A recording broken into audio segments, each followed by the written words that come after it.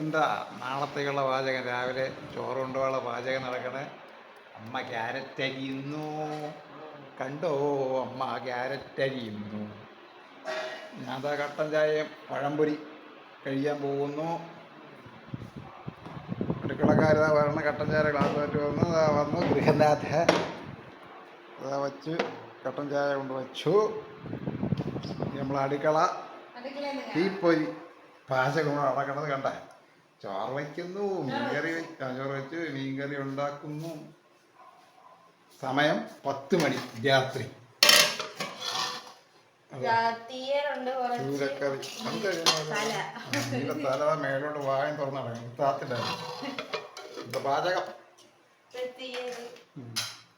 തീയലും